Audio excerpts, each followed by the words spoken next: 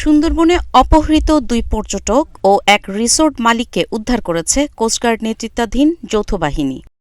শুক্রবার বিকেলে সুন্দরবনের কেনুয়ার খাল থেকে বনদস্যু মাসুম বাহিনী মোট ৭ জনকে অপহরণ করে, যেখানে রিসোর্ট মালিকসহ ২ পর্যটককে জিম্মি রাখা হয়। অন্যরা পরে মুক্তি পায়।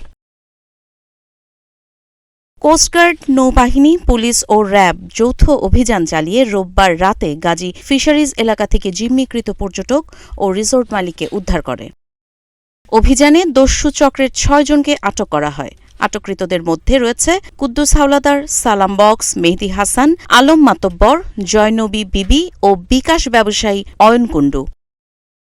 এ সময় মুক্তিপণের জন্য নেওয়া নগদ ৮১,৪০০ টাকা উদ্ধার করা হয়।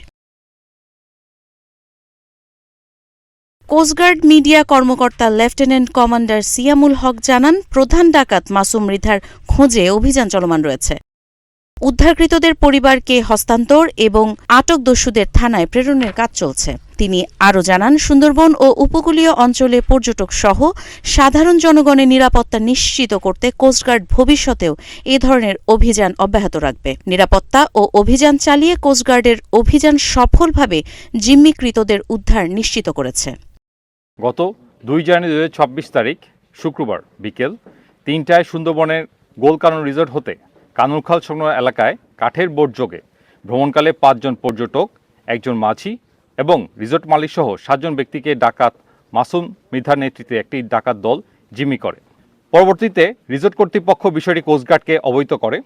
প্রাপ্ত তথ্যের ভিত্তিতে কোস্টগার্ড, নৌবাহিনী, পুলিশ ও র্যাবের সমন্বয়ে সুন্দরবনের বিভিন্ন এলাকায় সাহসী অভিযান এবং গোয়েন্দা নজরদারি জোরদার করা হয়।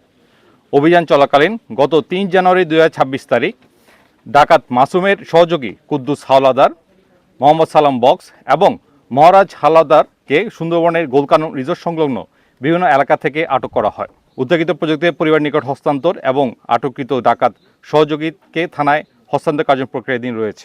কাজী ইশরাত জাহান দৃষ্টি, নাগরিক প্রতিদিন।